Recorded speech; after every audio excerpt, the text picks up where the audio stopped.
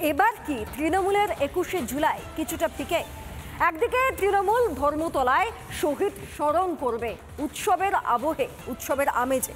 অন্যদিকে উত্তরবঙ্গে বিজেপির মেগা শো, উত্তর কন্যা অভিযান। অর্থাৎ 21শে জুলাইতে তৃণমূলের মনোবলই এবার শেষ।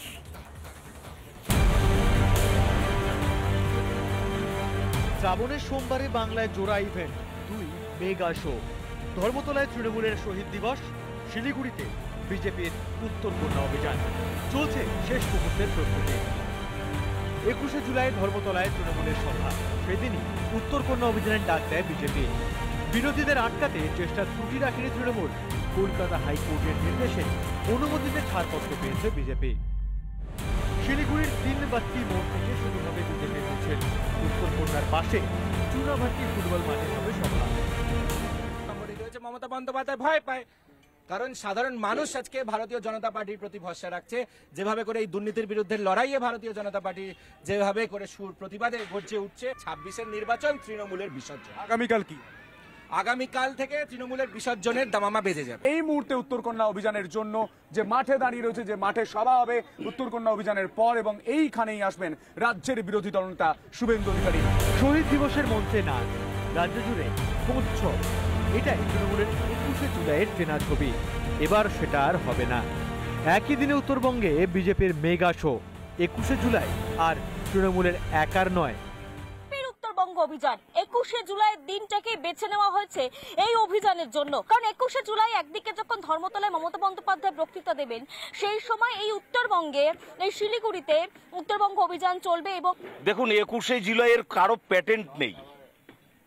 21শে জুলাই তারা সেখানে রাস্তা আটকে করবে, এর সেটাই একমাত্র ভবিতব্য পশ্চিমবঙ্গবাসীর, এটা হতে পারে না। আর তারা ওখানে পাগলু ড্যান্স হয়, ওখানে ডিমভাত হয়। আমাদের এখানে একেবারেই বিশুদ্ধ জনসভা হবে। রাজনীতির ময়দানে 1 ইঞ্চিও জমি ছাড়তে নারাজ বিজেপি। ইতিমধ্যে অনেক জায়গায় তৃণমূলের দাদাগিরি বন্ধ করেছে। এবার ঘাসফুলের 21শে জুলাইয়ের কোপ পদ্ম শিবিরের। নতুন ইতিহাস রচনার অপেক্ষায়। সন্তু পান ও পিঙ্কি অধিকারীর রিপোর্ট, রিপাবলিক বাংলা।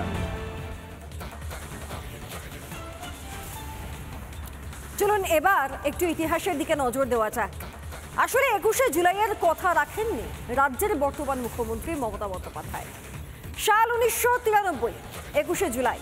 তখন যুব কংগ্রেস নেত্রী, রাজ্যের বর্তমান মুখ্যমন্ত্রী মমতা বন্দ্যোপাধ্যায়। তার নাকি প্রাণ বাঁচিয়েছিলেন সিরাজুল হক, তৎকালীন কনস্টেবল, আর তাই জন্যই নাকি তার চাকরি গিয়েছিল। তারপর সময় গিয়েছে, মুখ্যমন্ত্রী হয়েছেন মমতা বন্দ্যোপাধ্যায়। নবান্নে ডেকে এই সিরাজুল হককে উপহার দিয়েছিলেন বটে, চাকরিটা কিন্তু ফেরাননি। দেখো, দীনেশ বাজপেয়ী এসে গাড়িতে করে নেমে অকথ্য একটা ভাষায়, মানে বাজে একটা ভাষায় গালাগালি দিয়ে বলে, মারো বেটিকে খতম করে দাও।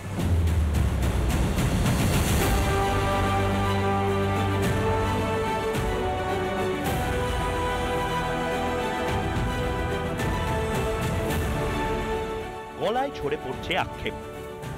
32 বছর আগের কথা মনে পড়লে কুড়ে কুড়ে খায় হতাশা। অতীতে চোখ রাখলেই মনে পড়ে যায় সব।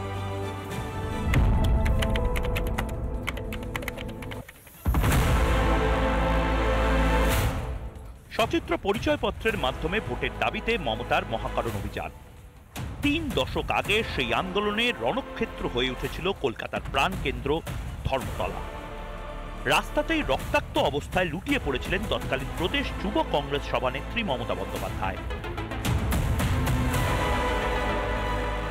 ওই অবস্থাতেই যুব নেত্রীর প্রাণ বাঁচিয়েছিলেন কলকাতা পুলিশের কনস্টেবল সিরাজুল হক। তদানীন্তন স্পেশাল ব্রাঞ্চের অফিসার নির্মল বিশ্বাসের নির্দেশে নিজের দায়িত্ব পালন করেছিলেন কনস্টেবল সিরাজুল। মমতার ঘাড়ে পিঠে লাঠি পড়ার পরে, মাথায় যখন লাঠির বাড়ি পড়ে, নির্মল বিশ্বাস এসবির অফিসার উত্তেজিত হয়ে বলল যে, আপনারা কি চুরি পরে ডিউটি করছেন? তখন আমি আমার মাস্কেটটা তাক করে দীনেশ বাজপেয়ীর দিকে বলি, স্যার এই অত্যাচার থামান, না হলে আমি গুলি চালাতে আপনাকে বাধ্য হব। ঊর্ধ্বতন অফিসারের দিকে বন্দুক তাক করে খেসারত দিতে হয়েছিল চাকরি খুইয়ে। যে চাকরি আজও ফিরে পাননি সিরাজুল। 14 বছর ধরে মমতা মুখ্যমন্ত্রী থাকলেও ভাগ্য বদলায়নি বরখাস্ত কনস্টেবলের। 23 সালের 25শে জুলাই আমাদেরকে প্রতিশ্রুতি মানে অর্ডারও দিয়েছিলেন চাকরি, সব কিছু দেখার পরে শোনার পরে তারপরে চাকরি আমি পাইনি। আমি এখন চাকরি আর চাইছি না, আমি চাইছি আমার সম্মানটাকু। সিরাজুল শুধু নয়, একই অবস্থা নির্মল বিশ্বাসেরও, তবে তার যন্ত্রণা আরো বেশি। সিরাজুলের কথা ভাবলে এখনো ভোগেন বিবেক দংশনে। আমার প্রশ্ন হচ্ছে, আমার কথায় যে একজন কনস্টেবল যে রাইফেল তাক করে নিজের চাকরি তো খুইয়েছে, কোন মুখে যাব? আমি তো আমারটা লড়ে নিয়েছি, কিন্তু ও তো ওই রাস্তায় বসে আছে। ৩২ বছর আগে মমতার প্রাণ বাঁচালো যারা, আজ তারাই কিনা প্রাপ্ত। ২১শে জুলাইয়ের মঞ্চে পাগলু ডান্স হয়, কিন্তু কথা দিয়েও কথা রাখেন না তৃণমূল নেত্রী। তাহলে কি জন্য আর কার জন্য ২১শে স্মরণ? সবটাই কি নিজেদের ক্ষমতা জাহির করা আর মোৎসব উৎসব করে মানুষকে ভোগান্তিতে ফেলা? তার জবাব চায় বাংলা। রিপাবলিক বাংলা। নানা ধরনের কন্টেন্ট দেখার জন্য লাইক করুন, শেয়ার করুন আমাদের ফেসবুক পেজ, সাবস্ক্রাইব করুন আমাদের ইউটিউব চ্যানেল। পাশাপাশি অন্যান্য ব্রেকিং নিউজের জন্য অবশ্যই চোখ রাখুন রিপাবলিক বাংলায়।